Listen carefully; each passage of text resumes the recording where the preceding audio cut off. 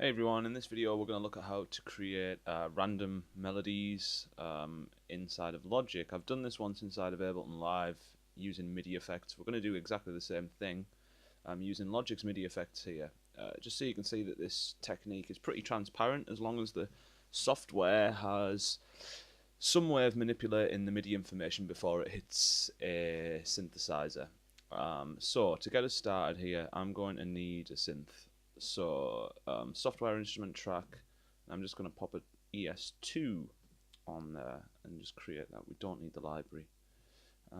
Hit create. Okay, cool. I'm not too interested in the instrument sound just yet. We can tweak that later on. I'm going to get started on getting this automatic melody thing running. For this to work, I'm going to draw a 1 bar loop here that has a C3 note that lasts the full bar inside of it. Okay, and then we're just going to loop that up the top here and press play. Okay, why can't I hear that? It's strange. Just check. Okay, I see. Bear with me. We want not well. We can turn that off, and then we can go in here. Okay, sorry. So, bear with, and we should hear that now. Right, fantastic. Okay. So for this to work, we're going to need a MIDI clip in the synth track with a C3 note that lasts the full bar. Once we've got that in place, we're going to start applying MIDI FX here inside of the channel strip. So you can access this inside of your mixer or just inside the default channel strip here too. So I'm going to do it from here. I'm going to put in, the first thing I'm going to put in is this arpeggiator, and we're going to see what that does straight away. This arpeggiator is going to chop up this long C3 note here into musical divisions that we set on the arpeggiator. It's currently set to 16ths, so when I press play, we hear that one long C3 note being chopped up into 16ths. If I decrease this and keep it playing, obviously slower down here, faster up this way. Okay, I'm going to leave it on 8ths for the time being. I'm just going to turn it down a little bit as well. Okay. Cool, that's the first thing we need. That's the first MIDI effects we need. We need this arpeggiator. The next one we're going to put in is the randomizer. And this randomizer device can be sent to randomize the values of multiple MIDI events. The one that we want to affect first of all is the actual MIDI note value, and here it is. If we click this word velocity, it gives us a drop-down menu, and then we can see the word note number. That will give us random pitches. So what's happening in the chain now? Let me order this. Get rid of the synth. Okay, so currently in our chain, we've got one note that's being chopped up by the arpeggiator into 8th notes, and for each one of those 8th notes that is outputted, it's having a random note value assigned to it. We can determine how random this note value is. I just want you guys to hear it first and foremost. Wow. Okay, so yeah, this is where this becomes important. I'm going to drag this in so that it's picking from less notes. Yeah, the random value, if it's set really high, it's kind of picking from multiple octaves. The more you drag it in, it's kind of shrinking the amount of notes that it will actually pick from, usually around 20, 24. I guess this might be tied to semitones. In fact, yeah, it could well be. There's 127, 128 MIDI notes, so yeah, this is probably just a semitone value here. You can also tell it to pick more high notes or more low notes using this weight parameter at the bottom as well. The thing you're going to notice immediately is that it sounds pretty rubbish. It doesn't sound very musical, and that's because the note values that are being outputted are completely random. They're not conform to a musical scale, but we have a device that will do that for us in Logic. Again, I'm going back to my MIDI FX channel strip down here. I'm just going to click, and I'm going to add the transposer. So the transposer, you can just use this to pitch your MIDI note values up and down. I'm going to turn that randomizer off for a second. So you can just use it in a kind of conventional way where we're just pitching all of the MIDI note values that it receives up or down. But at the bottom here, we've got this kind of scale option. If we select, let's pick a key here. We could pick the root note and then the type of scale that it is. So I'm going to say, like, let's pick a D minor pentatonic. And you'll see on the graphic below, it kind of excludes a bunch of notes. The ones that are lit up, I believe, are the ones that it will play. So now when I press play on my clip, in fact, I need to put the randomizer back on. I've got the arpeggiator chopping the notes up, those notes being assigned random note values, and then those random note values kind of being squashed into a scale using the transpose object.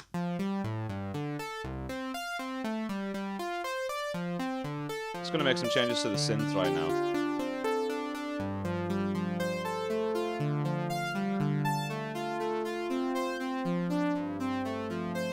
Cool, so you'll hear with this transposer object in the chain after the randomizer, it sounds more musical immediately. Everything's been conformed to a musical scale. We're pretty much nearly done, to be honest with you. We're going to add a couple of extra bits for extra randomness, extra modulation. I'm going to add, on my channel strip again, I'm going to add another randomizer. This time I'm going to use this device. Let me get some things out of the way now. It's getting a bit cluttered up in here. Go away. With this randomizer, I'm going to get it to affect the velocities that are outputted, so that we now get random note values and we'll get random dynamics as well. Let's play it and hear it. By default, this will automatically randomize velocities, so it should just work for us immediately.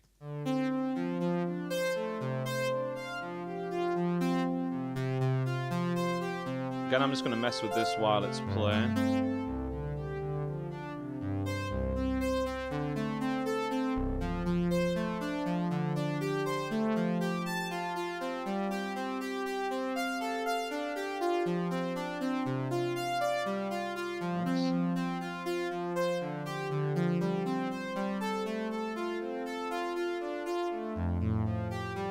Cool. So I had a little bit of a play around while it was messing around there, just to kind of conform the velocity to more what I wanted it to sound like. I wanted it to pick more low notes. I didn't want it to pick from such extreme values. Actually, I might change that though.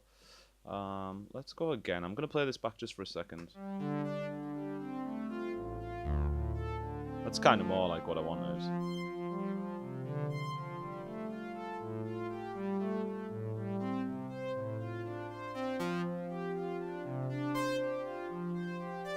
There we go, that's nice and noticeable now. So you can hear that some of the notes will play quietly and some of the notes will play loudly. Now for this to work, your instrument has to be velocity sensitive, but most synthesizers, most synth patches and sampler patches that you load up will be velocity sensitive by default, so not something you should particularly worry about too much. Okay, what else have we got? So we've got arpeggiator. It's sounding pretty random now, and it's kind of creating music for us, and that's the goal here. We're kind of setting up a system where one note will just create melodies for us. I am going to add a couple of extra things though. I'm going to add on my channel strip, I believe it's this modifier. Whoops, it is. You know it isn't. I always get these mixed up. It's the modulator. Okay, this thing. It is an LFO that you can send to various destinations. Again, it's kind of a MIDI interrupter. It will interrupt a MIDI signal and do something to it. I'm going to leave this on mod wheel because I think on the synth, I'm just going to check this. On the default patch, yeah, the mod wheel is set to modulate the pitch. Okay, so yeah, so this LFO device is going to be changing the mod wheel. Think of it, it's just kind of moving the mod wheel control at a rate and kind of depth that we set here, and a shape. So let's play this immediately and see how it sounds. So you can hear it wobbling the notes now. Kind of sounds tremolo-ish, I guess. I'm going to mess around with this. This is the shape of the LFO, and I want to choose this last one here because this is essentially a random option. You can see that it's not like a nice smooth wave, it's just kind of juttering values. That's what I want. The graphic down here is showing us the actual values that it's outputting, and you'll see that, look, it looks pretty random to me. So now when we play that, I'm actually going to turn the rate off synced as well. I want the rate to be more free flowing, so I'm just going to set it to a hertz measurement.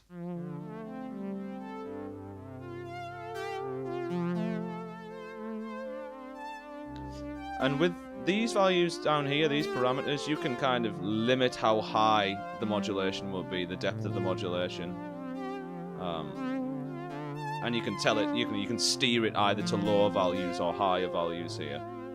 I'm going to keep messing around. Yeah, this is another kind of depth control for the LFO. I'm going to make that a little bit more subtle.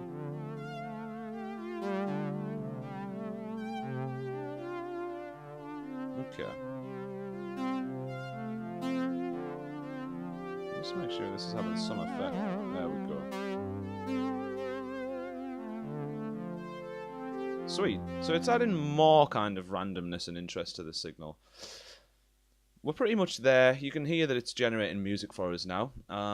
There are a couple of options inside the arpeggiator that I missed. If you open it back up and then we hit the options tab here, you'll see that there are a few parameters here that do have randomized controls. So we're going to introduce those to the signal now as well. The note length is how long the note repetitions will be. The repetitions that the arpeggiator outputs, it's how long the note durations will be for those repetitions. So you can kind of clip your note lengths or extend them out. Let's mess around with this. I'm going to increase the random parameter so that it randomizes this value. We've got a similar thing here. It's velocity. Remember, this is a velocity that's linked just to kind of the repeated notes. However, we're just using the repeated notes, so I'm going to put that up as well. And let's just adjust the swing a little bit. So any sort of randomization I can introduce to the chain, I'll always try it. And this variation parameter here is another kind of randomization tool.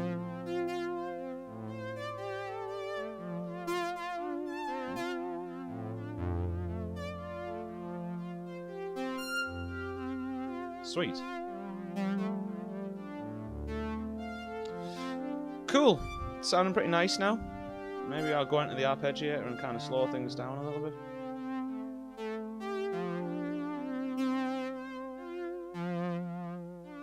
Two seconds, let me adjust things around.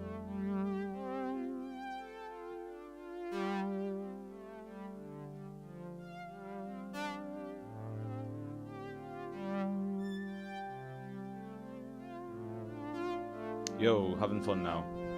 Sounds pretty cool.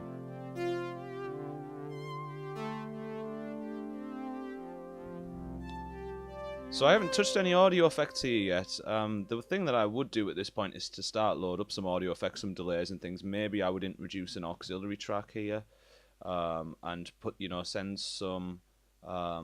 send the signal out, the audio signal out to some reverb, just to kind of fill it out a little bit. But this is the important bit. This is doing all the work for us, really. So the order is important here. So just to go back over it, we've got an arpeggiator that is chopping up my 1 bar note into smaller divisions. Those smaller divisions are then being assigned random note values by the randomizer object. Those random note values are being transposed and squashed into a scale by the transposer object.